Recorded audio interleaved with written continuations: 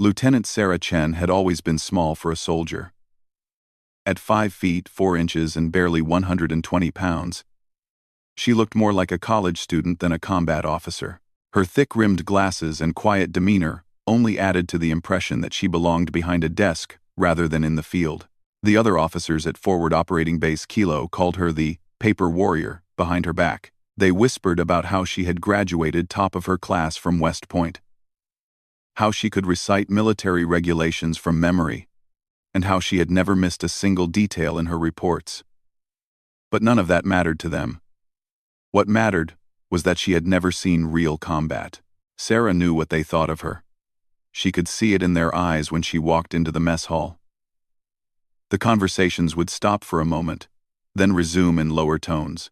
She could feel their stares when she practiced at the shooting range, hitting perfect bullseyes with mechanical precision. They respected her accuracy, but they questioned whether she could perform under pressure. The base was located in a volatile region where insurgent attacks happened almost daily. Most of the officers had been deployed multiple times and carried themselves with the confidence that comes from surviving real danger. They had stories to tell, scars to show, and a brotherhood forged in fire. Sarah had none of that. Captain Rodriguez was the worst of them. A veteran of 3 deployments, he had a thick mustache and arms covered in tattoos that told the story of his military career. He never spoke to Sarah directly, but his comments were always loud enough for her to hear. "Some people are born for combat," he would say while cleaning his rifle. "Others are born to file reports and count supplies. Nothing wrong with that, I suppose." The other soldiers would chuckle, and Sarah would pretend not to notice. She focused on her work, making sure every inventory was perfect, every patrol schedule optimized, and every supply request processed efficiently. She told herself that her job was important, that logistics kept the entire operation running smoothly. But deep down, she burned with frustration. She had joined the army to make a difference, to serve her country in a meaningful way. Instead, she found herself trapped in an endless cycle of paperwork, while others did the real fighting. She watched through the fence as convoys left the base, knowing that she would never be trusted to join them. The wristband had been a gift from her younger brother before deployment. It was made of black paracord, with small metal beads woven into the pattern. To anyone else, it looked like a simple piece of military jewelry.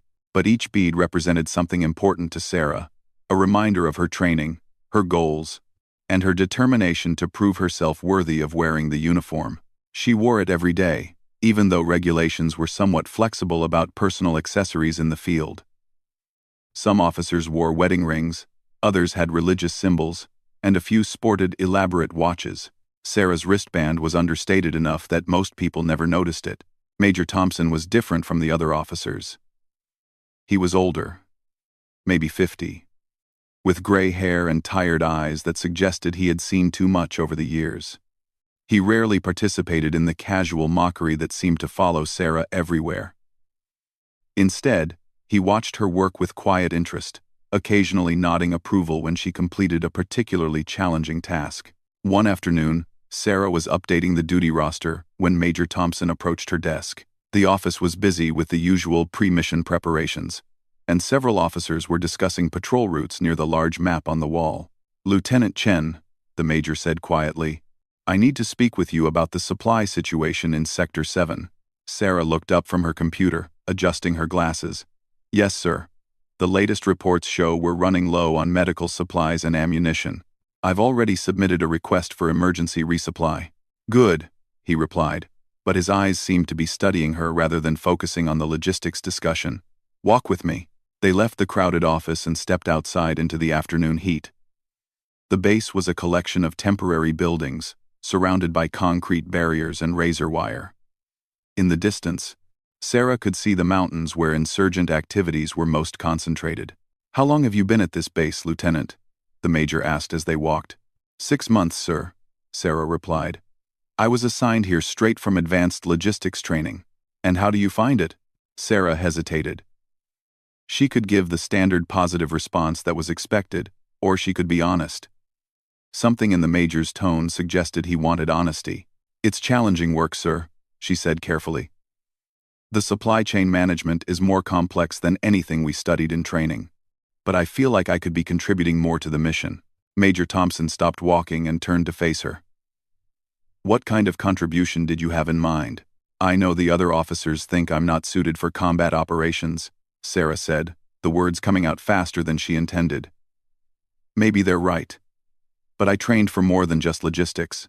I qualified expert marksman. I completed urban warfare training.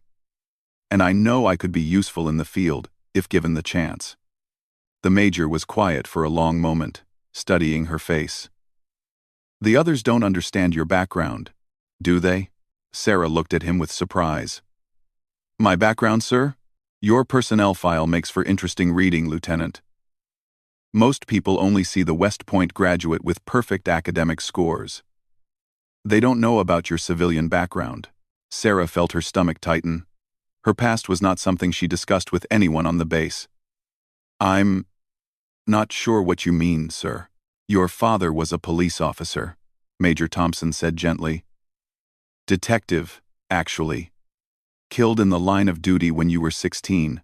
You spent 2 years after high school working with a private security firm before attending West Point. The memories came flooding back despite Sarah's efforts to keep them buried. Her father had been shot during a drug raid that went wrong. She had watched her mother struggle to hold the family together. Had seen how his death affected everyone who knew him. The security work had been her way of staying connected to his memory while saving money for college. It's all in your file, Lieutenant, the major continued. But more importantly, your previous supervisor sent a letter of recommendation that's unlike anything I've ever read. He said you had natural instincts for dangerous situations and could think clearly under pressure. He also mentioned that you were involved in several incidents that required, let's say, decisive action. Sarah remembered those incidents. A domestic violence call that had escalated quickly. A robbery in progress where she had to make split-second decisions. A kidnapping case where her quick thinking had saved a child's life. Each situation had tested her in ways that military training could only simulate. Why are you telling me this, sir? She asked. Because I think you're wasted on logistics, he replied bluntly. Don't get me wrong. You're excellent at it. But this base needs officers who can adapt to changing situations, who can think on their feet when plans fall apart. I've been watching you, and I see something in you that the others are missing. Before Sarah could respond, an alarm began sounding across the base. The distinctive wail meant incoming mortars or rockets. They both instinctively dropped low and began moving toward the nearest bunker. Incoming! Incoming! All personnel take cover. The voice over the loudspeaker was calm but urgent. Sarah's training kicked in automatically. She scanned the area for potential threats and cover positions, calculated the direction of the incoming fire based on the sound, and estimated how much time they had to reach safety. Her mind worked with mechanical precision, processing multiple variables simultaneously. The first explosion landed about 200 meters away, sending dust and debris flying through the air. Sarah could tell from the sound and the impact pattern that this was a coordinated attack, not random harassment fire. This way, she called to Major Thompson, pointing toward a concrete bunker that would provide better protection than their current position. As they ran, Sarah's mind continued analyzing the situation. The attackers were using the mountains to the east as cover, which meant they had a clear line of sight to most of the base. The timing suggested they had been watching the base routine and knew when the maximum number of personnel would be outside. More explosions followed, each one closer than the last. Sarah could hear the distinct whistle of incoming rounds and automatically calculated their trajectory and impact points. Her body moved fluidly, avoiding obstacles and finding the safest path to the bunker.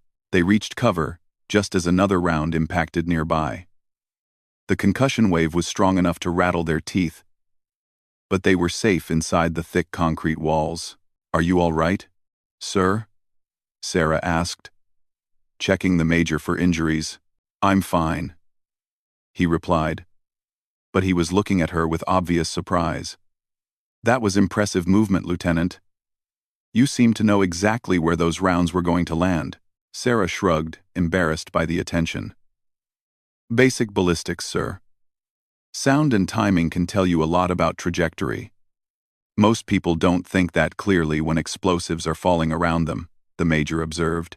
The attack continued for another 15 minutes before finally stopping. When the all-clear signal sounded, they emerged from the bunker to assess the damage.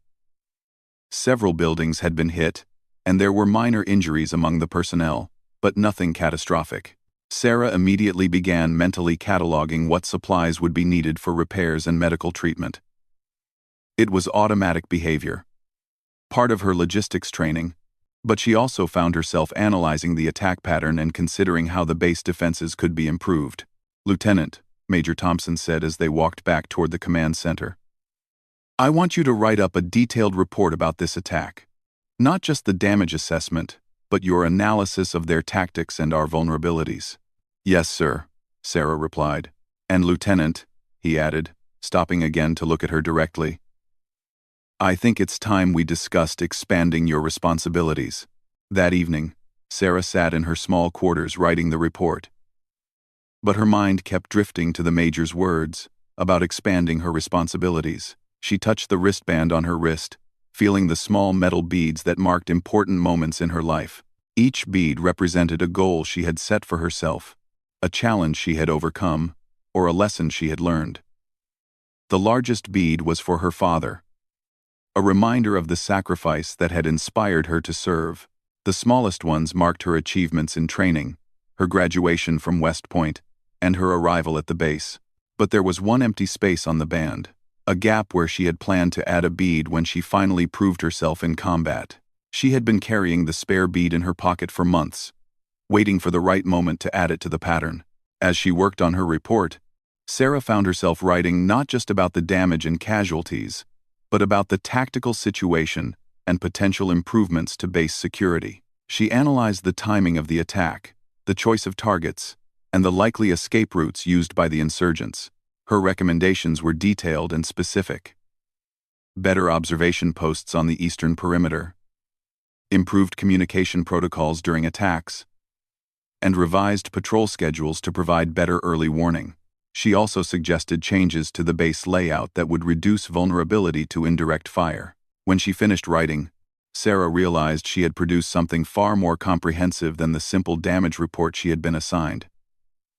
This was a tactical assessment that went well beyond her official responsibilities. She hesitated before submitting it, wondering if she was overstepping her bounds. But then she thought about the major's words and her own frustration with being sidelined. She saved the report and prepared to submit it the next morning. Whatever happened, at least she would have tried to contribute something meaningful. The next day brought news that would change everything at the base, though Sarah didn't know it yet. Intelligence reports had identified a high-value target in the region, and a major operation was being planned. It would require every available officer. And for the first time since arriving at the base, Sarah would have the opportunity to prove that she was more than just a paper warrior. The briefing room was packed with every officer on the base. Sarah sat in the back row, notepad ready, assuming she was there to coordinate logistics for whatever operation was being planned. The wall-mounted screens showed satellite imagery of a compound about 30 kilometers east of the base, nestled in a valley between two mountain ridges. Colonel Williams stood at the front of the room, his expression serious. "Intelligence has confirmed that Abu Rashid al-Masri is operating from this location," he began, pointing to the largest building in the compound. "This is our best chance to capture or eliminate one of the region's most dangerous insurgent leaders." Sarah knew the name. Al-Masri was responsible for dozens of attacks on coalition forces, including several bombings that had killed American soldiers. His network supplied weapons and training to insurgent groups across 3 provinces. Taking him down would significantly disrupt enemy operations in the region. "The compound is heavily fortified," the colonel continued, "with multiple escape routes and excellent fields of fire. We have a narrow window of opportunity based on intercepted communications, suggesting al-Masri will be there for only 48 hours. Captain Rodriguez raised his hand. "What's the assault plan, sir?" 3 teams, Colonel Williams replied. "Alpha team will approach from the south, Bravo team from the west, and Charlie team will provide overwatch from the northern ridge. The operation will commence at 03:00 hours tomorrow." Sarah scribbled notes about equipment requirements and transportation logistics. This would be a complex operation requiring significant coordination of resources. She was already mentally calculating ammunition needs, medical supplies, and backup equipment. Team assignments are as follows, the colonel announced, and Sarah prepared to write down the roster so she could coordinate their gear requirements. Alpha Team: Captain Rodriguez, Lieutenant Williams, Sergeant Martinez, and Corporal Jackson. Sarah wrote quickly, tracking which personnel would need what equipment. Bravo Team: Lieutenant Davidson, Sergeant Cooper, Corporal Bryant, and Private Adams. The assignments continued, and Sarah noticed something strange. The teams were smaller than usual for this type of operation. Normally, assault teams would have at least 6 members each, but these teams only had 4. She looked up from her notepad, realizing that several qualified officers were being left out of the mission. Charlie Team will provide overwatch and coordinate communications, Colonel Williams continued. Major Thompson will lead Charlie Team with Lieutenant Chen, Sergeant Kim, and Specialist Rodriguez. Sarah's pen stopped moving. She looked up sharply, certain she had misheard. But Major Thompson was looking directly at her with a slight nod. "Sir," Captain Rodriguez called out, his voice carrying a note of confusion. "Did you say Lieutenant Chen?" The room fell silent.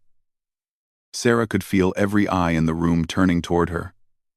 Her face flushed, but she kept her expression neutral, waiting for clarification.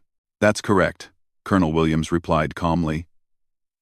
"Lieutenant Chen will serve as communications coordinator and tactical analyst for the Overwatch team." "With respect, sir," Rodriguez continued, "Lieutenant Chen has never been in the field. This is a high-risk operation." Sarah felt her jaw tighten, but she remained silent. She could see several other officers nodding in agreement with Rodriguez's concern. Major Thompson stood up slowly. "Colonel Williams and I have reviewed Lieutenant Chen's qualifications extensively," he said, in a measured tone. "Her analytical skills and technical expertise make her ideally suited for this role. The Overwatch position requires someone who can process complex information quickly and maintain clear communications under pressure. But sir," Lieutenant Davidson added, "she has no combat experience. What if the situation goes bad and we need every gun available?" "Lieutenant Chen qualified expert marksman with both rifle and pistol," Major Thompson replied. "Her shooting scores are actually higher than several people in this room." Sarah could feel the tension building. She knew that speaking up now could either help or hurt her position, but she decided to remain quiet and let the senior officers handle the discussion. Colonel Williams looked around the room. "The decision has been made based on operational requirements," he said firmly. "Lieutenant Chen brings unique skills that are essential for mission success. Any other questions about the tactical plan?" The briefing continued for another hour, covering approach routes, communication protocols, and contingency plans. Sarah took detailed notes, but her mind was racing. She was finally getting her chance to prove herself, but the circumstances were far from ideal. Half the unit thought she was a liability, and the mission itself was extremely dangerous. After the briefing ended, most of the officers filed out discussing equipment and preparation schedules. Sarah remained in her seat, reviewing her notes and trying to process what had just happened. "Lieutenant Chen," Major Thompson called from the front of the room. "A word." Sarah gathered her materials and approached the major. They were now alone in the briefing room. "I imagine you have questions," he said. "Yes, sir, several." "Ask away." "Why me, sir?" "There are other officers with more field experience who could handle communications."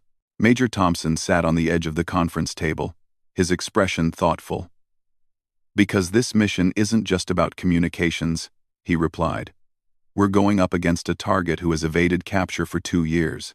He's smart, well-trained, and knows how to exploit our weaknesses. I need someone on Overwatch who can think like he thinks, who can anticipate his moves. This, I'm not sure I understand." "Sir, your report from yesterday's attack was remarkable," the major explained. "You didn't just catalog damage and casualties. You analyzed the entire tactical situation, identified vulnerabilities we hadn't considered, and proposed solutions that showed genuine tactical insight. That's not something you learn from textbooks. Sarah felt a mix of pride and anxiety.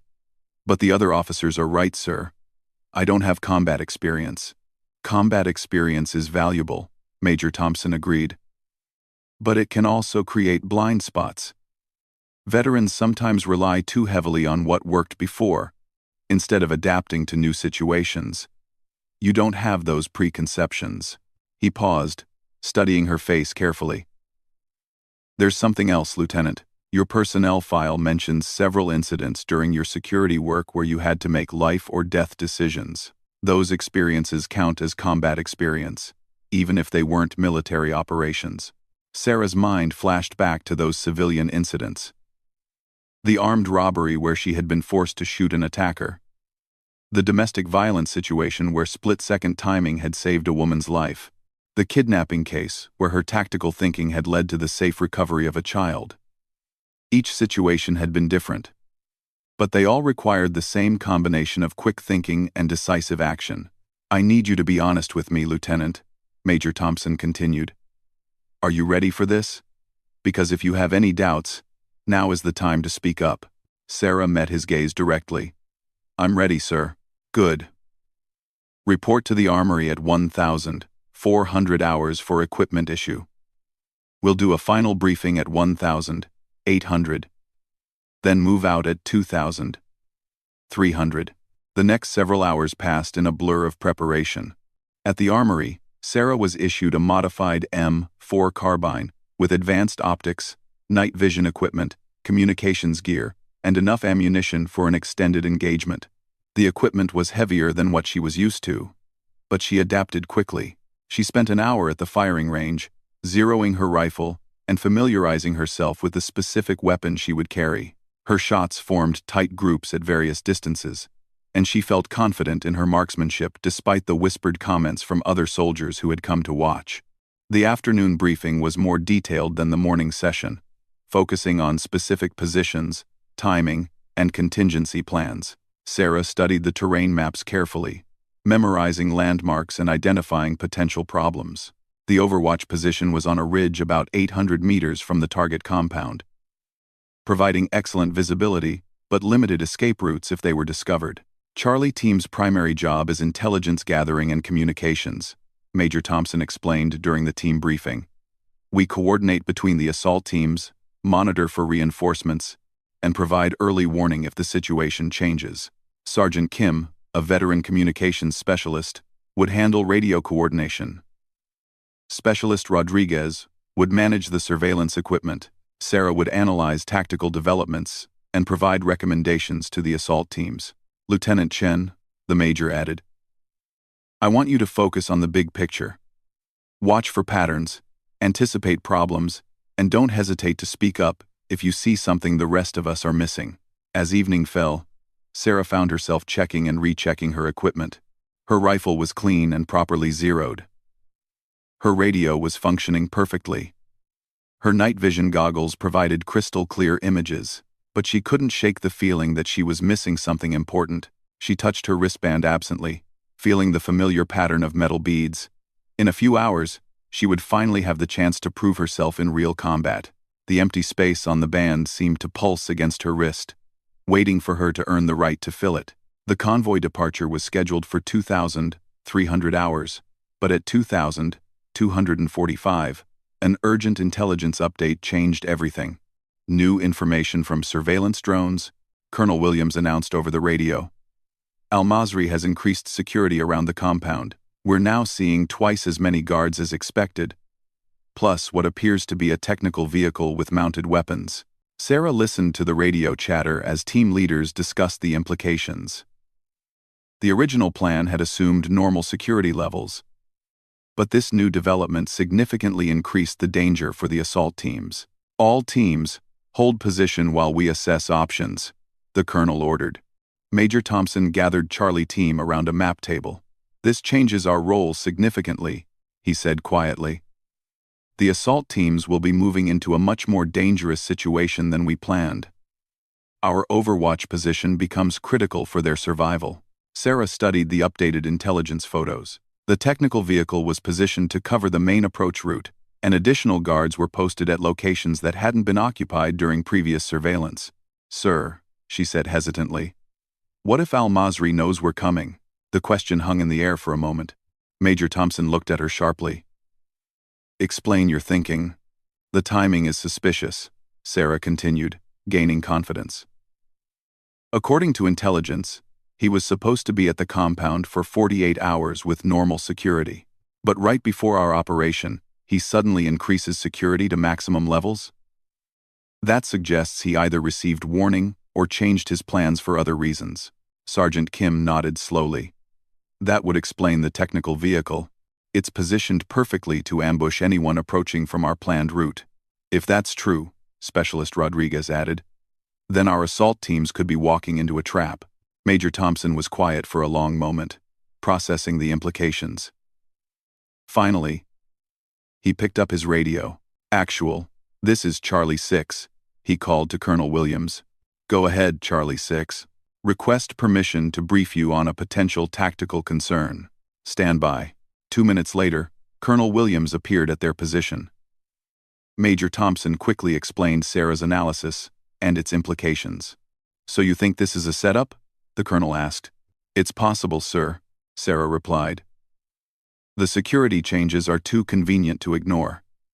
If Al-Masri knows we're coming, he might be using himself as bait to draw our forces into a prepared killing zone." Colonel Williams studied the intelligence photos again. "If you're right, Lieutenant, then proceeding with the original plan could result in significant casualties." "Yes, sir. What do you recommend?" Sarah felt the weight of responsibility settling on her shoulders. Dozens of lives could depend on her analysis and recommendations. She looked at the map again, considering alternatives. "We need to confirm whether this is normal increased security or a deliberate trap," she said finally. "I recommend sending a small reconnaissance element to observe the compound from a different angle. If it's a trap, there will be additional forces positioned outside our current surveillance coverage." The decision was made to delay the assault for 2 hours while a drone conducted extended reconnaissance. During that time, Sarah's prediction proved accurate. The drone identified additional insurgent positions that had been carefully hidden from the original surveillance angles. Al-Masri had indeed been tipped off about the operation and was using the compound as bait for an elaborate ambush. If the assault teams had proceeded with the original plan, they would have been caught in a crossfire between the compound defenders and concealed positions in the surrounding hills. "Outstanding analysis, Lieutenant," Colonel Williams said when the intelligence was confirmed.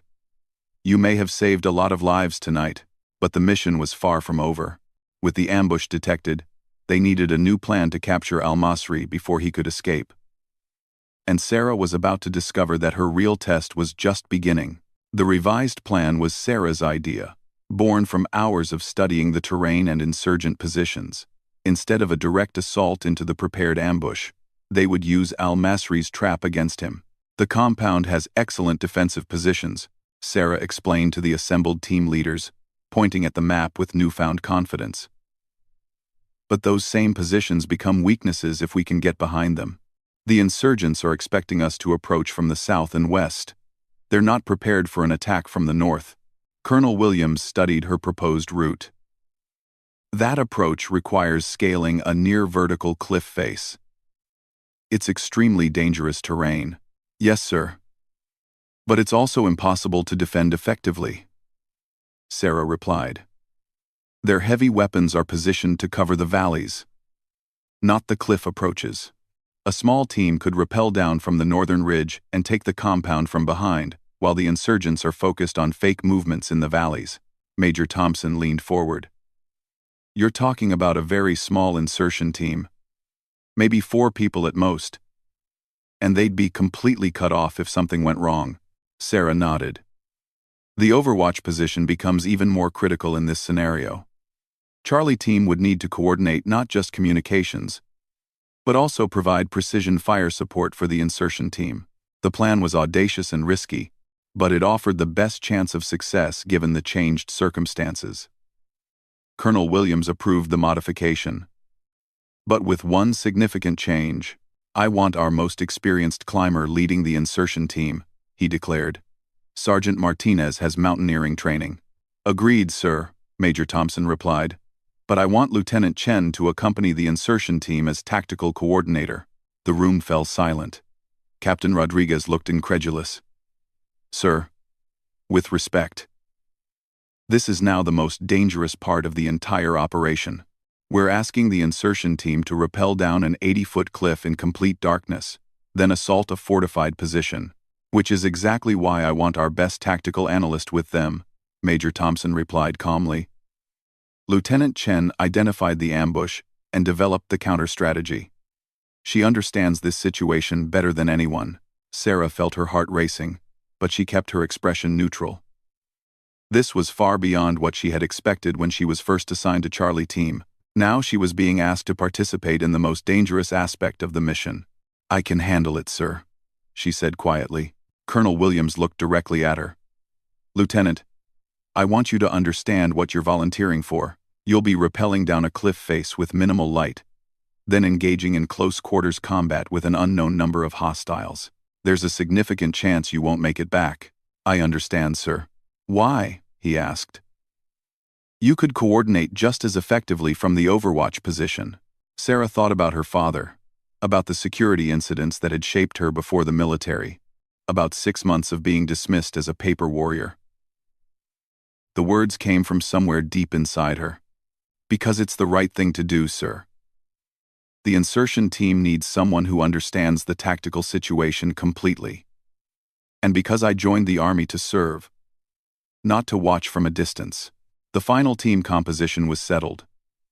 Sergeant Martinez would lead the 4-person insertion team, accompanied by Corporal Jackson, Private Adams, and Lieutenant Chen. Major Thompson would coordinate from Overwatch with the remaining Charlie team members. Equipment preparation took on new urgency. Sarah was issued climbing gear, including a harness, rappelling device, and additional safety equipment. Her rifle was fitted with a suppressor to reduce noise and muzzle flash. She carried extra ammunition, medical supplies, and breaching charges. At 0200 hours, the insertion team moved out toward the northern ridge. The approach took 90 minutes of careful movement through rocky terrain in complete darkness. Sarah's night vision equipment allowed her to navigate obstacles, but the weight of her gear made every step challenging. Sergeant Martinez was an experienced soldier with a calm demeanor that helped steady the team's nerves. "Remember," he whispered as they reached the cliff edge, slow and steady on the ropes. "Watch your footing, and don't look down." The cliff face was more intimidating than Sarah had expected from studying photographs. In the green glow of her night vision, the rocks seemed to drop away into an endless void. She could hear the faint sounds of movement from the compound below, but the insurgents were too far away to detect the insertion team's presence. "Charlie 6, this is Insertion 1, Martinez whispered into his radio. "Beginning descent now." "Copy, Insertion 1, Major Thompson's voice replied through their earpieces. "Overwatch has eyes on your position. No movement detected from hostile forces." Martinez went first, disappearing over the edge with practiced efficiency. Jackson followed, then Adams. Sarah found herself alone at the top of the cliff, looking down at the ropes, disappearing into darkness. "Your turn, Lieutenant," Martinez's voice came through the radio. Sarah checked her gear one final time, then clipped her rappelling device to the rope.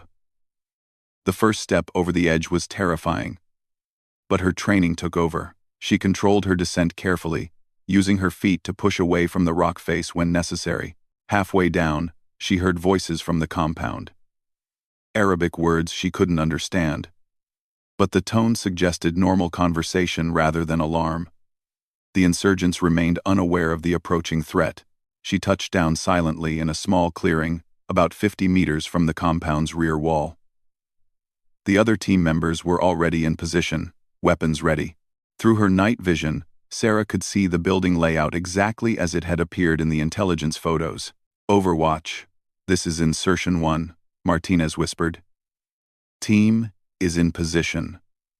Beginning approach to target building." "Copy. We count 4 guards visible on the compound perimeter. 2 more in the main building. Technical vehicle is positioned as expected on the south side.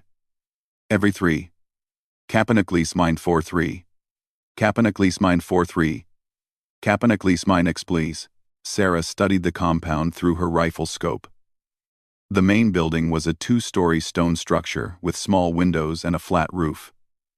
Intelligence indicated that Al-Masri would be on the 2nd floor, but they needed to clear the entire building to be certain. Movement plan is simple, Martinez whispered to the team. Adams covers our approach. Jackson takes the ground floor. Lieutenant Chen and I clear the 2nd floor where the target should be located. They moved forward in careful bounds, using shadows and small buildings for concealment. Sarah's heart was pounding, but her mind remained focused on the tactical situation. She watched for changes in the guards' patterns, listened for any sounds that might indicate they had been detected. The first guard was eliminated silently by Sergeant Martinez using a knife. The man was standing alone behind the building, smoking a cigarette and paying no attention to his surroundings. Martinez moved like a shadow, covering the guard's mouth while inserting the blade between his ribs. The guard collapsed without making a sound. They reached the building's rear entrance without further incident. Jackson positioned himself to watch the ground floor, while Martinez and Sarah prepared to climb to the 2nd level using an external staircase. Overwatch. We're beginning building clearance, Martinez reported. Copy. Still no indication that hostile forces have detected your presence. Proceed with caution. The staircase was old and wooden, creaking slightly under their weight despite their careful movement. At the top, they found a heavy wooden door that was partially open. Through the gap, Sarah could see a dimly lit hallway with several rooms. Martinez signaled for Sarah to cover the hallway while he checked the first room. She positioned herself where she could observe both directions, her rifle ready for immediate use. The first room was empty. The second contained 2 sleeping guards who were quickly and quietly eliminated. The third room was where they found Al-Masri. He was awake, sitting at a small table, and writing in a notebook by the light of an oil lamp. When Martinez pushed open the door, Al-Masri looked up without apparent surprise. "American soldiers," he said in accented English. "I have been expecting you." Sarah kept her rifle trained on him while Martinez moved closer. Something felt wrong about the situation. Al-Masri was too calm, too prepared for their arrival. "You are wondering why I am not surprised," Al-Masri continued, closing his notebook calmly. "Perhaps you think your intelligence is better than mine, but I know about your operation for many hours. Shut up and get on the ground," Martinez ordered. Al-Masri smiled slightly but made no move to comply. "You should be asking different questions, Sergeant. You should be wondering why I am still here if I knew you were coming." Sarah felt ice forming in her stomach. "Sergeant," she whispered urgently, "this is another trap." Before Martinez could respond, the sound of automatic gunfire erupted from outside the building. Jackson's voice came through their earpieces, tight with stress. "Insertion 1.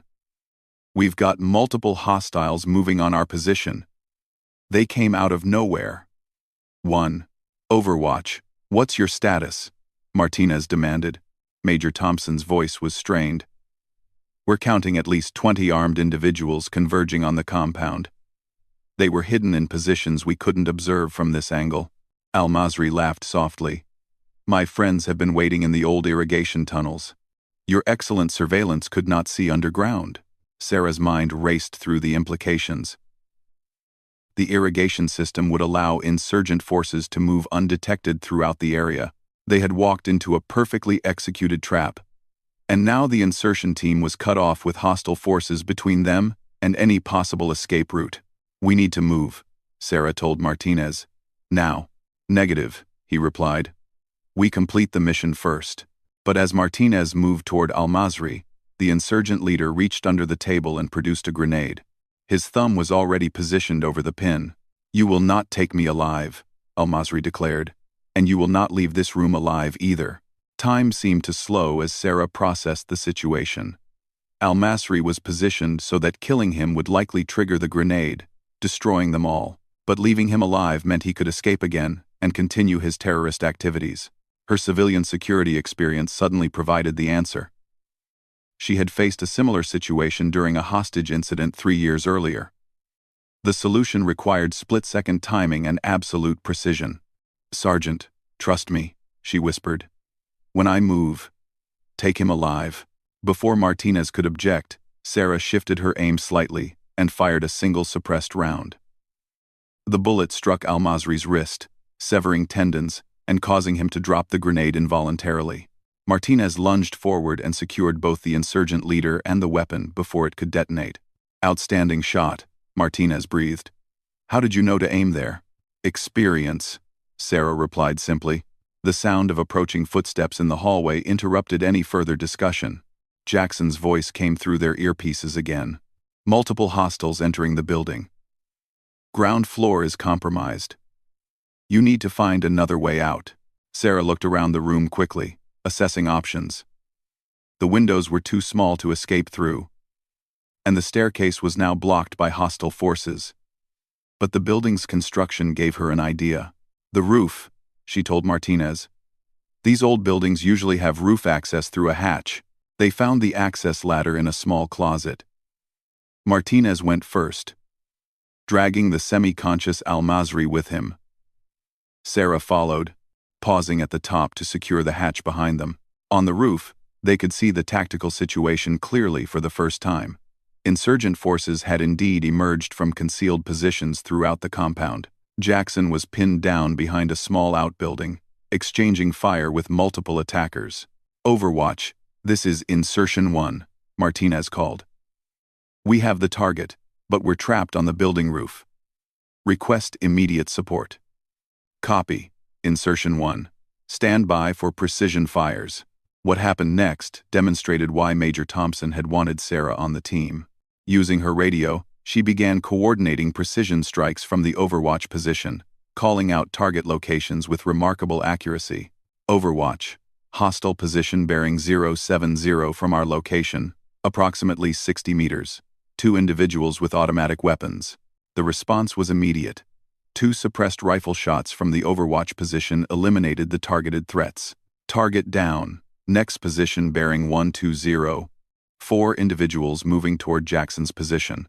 Sarah continued directing precision fires, while Martinez secured Al-Masri and monitored for additional threats. Her tactical awareness allowed her to identify priority targets and coordinate the elimination of hostile forces with remarkable efficiency. But the most critical moment came when she spotted a technical vehicle moving to flank Jackson's position.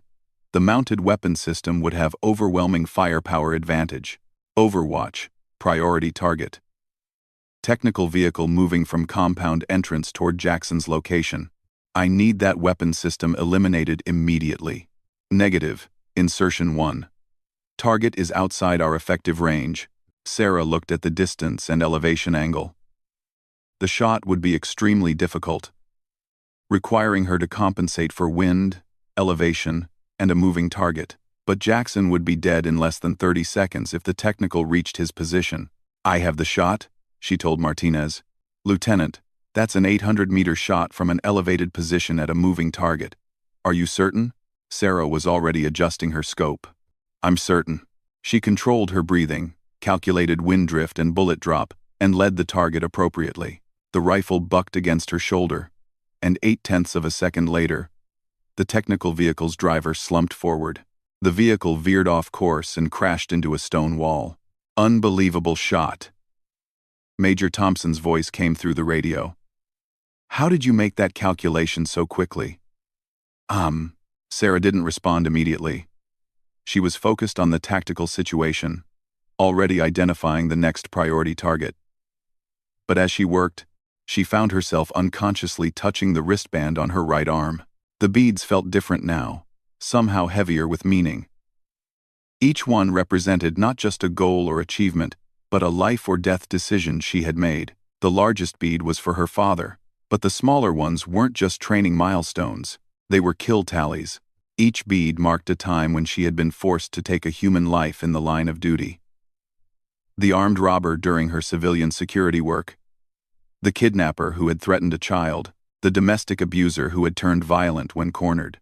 Each situation had required the same combination of tactical analysis and decisive action she was using now.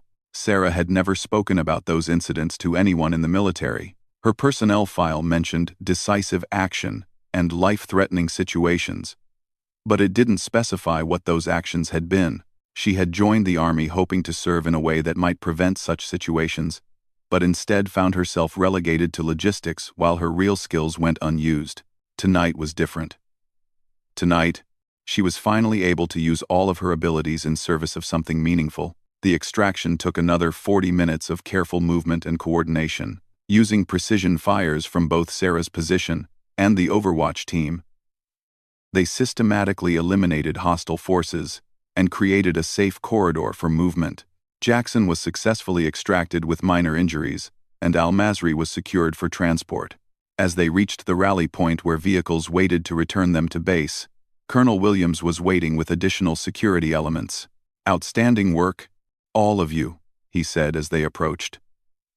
"Preliminary intelligence from the target indicates this operation disrupted a major attack planned against coalition forces." Lieutenant Chen's tactical coordination was exceptional, Martinez reported.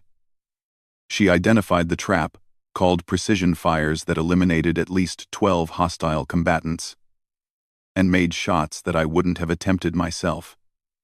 Colonel Williams looked at Sarah with obvious curiosity. "Lieutenant, your performance tonight was far beyond what anyone expected. Where did you develop those skills?" Sarah hesitated, realizing that the truth would change how everyone saw her. But after tonight, there was no point in hiding her background anymore. "Civilian security work before I joined the Army, sir. I worked high-risk situations for 2 years. This wasn't my first time in combat." "Your file mentioned security experience," the colonel replied, "but not combat experience. With respect, sir, I don't think anyone really read my file carefully until Major Thompson did." Major Thompson approached the group, having just arrived from the Overwatch position. "Actually, Colonel, I think there's something you should see." He was looking at Sarah's wristband, which had somehow become visible when she removed her gloves. In the light from the vehicles, the metal beads were clearly apparent. "Lieutenant Chen," Major Thompson said quietly, "those beads on your wristband, they're not just decorative, are they?" Sarah met his gaze steadily. "No, sir. They're not." "How many?" Sarah looked down at the wristband, counting automatically. 13, sir." 14 now. The group fell silent as the implication became clear. 14 beads. 14 confirmed eliminations across her civilian and military career. Sarah had been dismissed as a paper warrior while wearing a tally that exceeded most combat veterans. 14 confirmed kills, Captain Rodriguez said softly, his voice carrying a mixture of disbelief and respect. "And we called her a paper warrior." Colonel Williams was quiet for a long moment. "Lieutenant Chen, I owe you an apology." "We all do." "No apology necessary, sir," Sarah replied. "I understand why you made the assumptions you did." "See, why. Nevertheless," the colonel continued, "it's clear that your talents have been wasted in logistics. I think it's time we discussed a change in your assignment." As they loaded into the vehicles for the return trip, Sarah added the 14th bead to her wristband. It fit perfectly into the space she had left for it, completing the pattern she had carried for so long. Major Thompson sat beside her during the ride back to base. "Why didn't you tell anyone about your background?" he asked. "Because I wanted to earn respect for my military service, not my civilian experience," Sarah replied. "I thought if I proved myself through dedication and competence, the combat experience would eventually come, and instead, we pigeonholed you based on assumptions." "It happened, sir. But tonight proved that patience and persistence eventually pay off." Major Thompson smiled slightly. "I have a feeling your patience days are over, Lieutenant. Colonel Williams looked very interested in finding you a new assignment." Sarah looked out the window at the mountains where they had just completed their mission. For the first time since arriving at the base, she felt like she truly belonged. The paper warrior had proven that sometimes the most dangerous opponents are the ones who don't look dangerous at all. Her wristband felt complete now, its pattern finished after months of waiting. But more importantly, she finally felt complete as a soldier, ready for whatever challenges lay ahead.